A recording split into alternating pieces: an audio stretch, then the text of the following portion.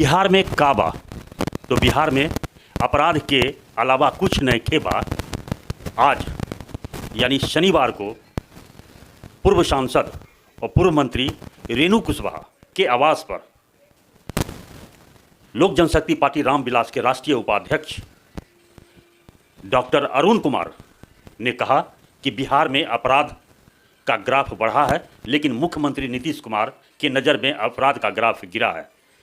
तो यदि अपराध का ग्राफ गिरा है तो फिर अररिया में एक पत्रकार की हत्या हो गई, उसके पहले उसके भाई की हत्या हुई और एक दरोगा की हत्या हो गई, और बेगूसराय जिले में एक महिला के साथ, एक बच्ची के साथ सरेआम उसके साथ दुष्कर्म करने के बाद उसको गड्ढे में दफना दिया गया। ये क्या अपराध कम है? ऐसे अपराध में यदि बिहार में हो रहा है तो मुख्यमंत्री को एक मिनट भी अपने पद पर नहीं रहना। तो आइए हम आपको सुनाते हैं डॉक्टर अरुण कुमार क्या कुछ कहते हैं और पूर्व मंत्री पूर्व सांसद रेणु कुशवाहा क्या कहती हैं।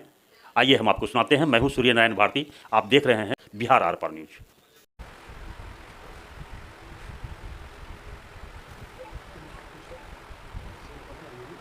गैर कानूनी काम करते हैं उनको सुरक्षा आप दे रहे हैं, और जो फोर्थ स्टेट ऑफ डेमोक्रेसी है, जिसको फोर्थ पिलर आप कहते हैं, ऐसे बेबाक पत्रकारिता करने वाले लोगों की आवाज़ बंद की जाए। एक तो स्वाभाविक तरीके से पत्रकारिता में बहुत सारे इंटरफेरेंस हुए हैं, जिससे लोकतंत्र पर एक स्वाभाविक खतरा है। लेकिन जो इन खतरों को ध्यान में ना रखते हुए भी जो चुनौती को स्वीकार कर रहा है और आप उसके परिणाम को समझ रहे हैं, बावजूद आप कोई सुरक्षा नहीं दे रहे हैं, तो मैं समझता हूँ कि लोकतंत्र की बात माननीय नीतीश कुमार जी आपको करने का कोई अधिकार नहीं है। और यह दुर्भाग्यपूर्ण घटना है।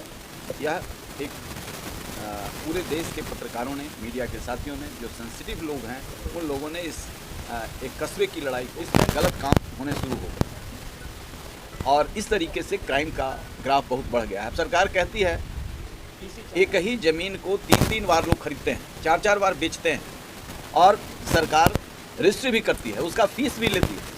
जो ये महंगा फीस करोड़ में दे करके एक ज़मीन को 3 बार लिखाया जाता है, तो सरकार की सूचना में नहीं है, आमजन की सूचना में है, और इससे अरबों के मुनाफे ये जो ज़मीन का अवैध कारोबार करते हैं उनका है।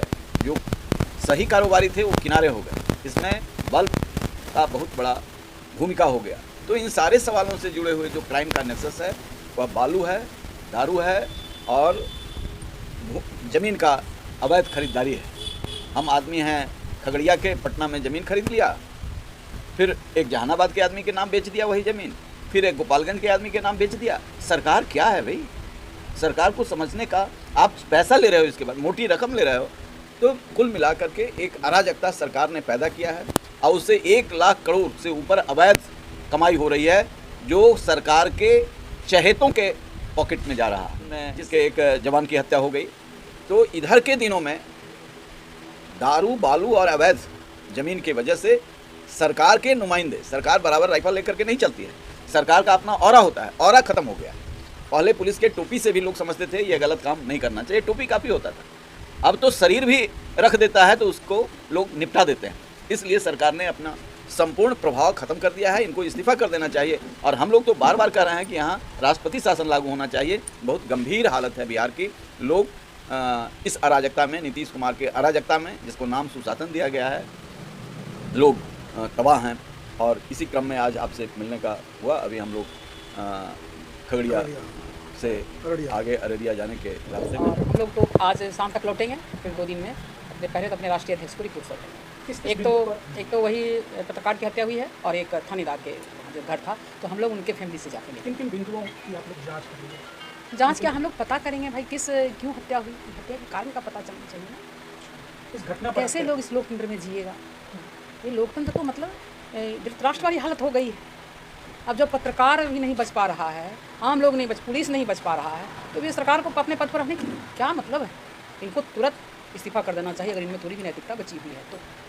कानून व्यवस्था पर आप क्या कहना चाहिए? कानून व्यवस्था तो खत्म है, कानून व्यवस्था तो खत्म। जब पुलिस वाले जा रहे हैं अपराधी को मारने के लिए, अपराधी पुलिस वाले को मार देते हैं, तो कहाँ है कानून व्यवस्था? सारा चीज़, सभी चीज़ को, विधायिका को, कार्यपालिका को या पत्रकारिता को, सारे चीज़ों को सरकार ने खत्म कर दिया। आप सरकार से क्या मांग करना चाहेंगे?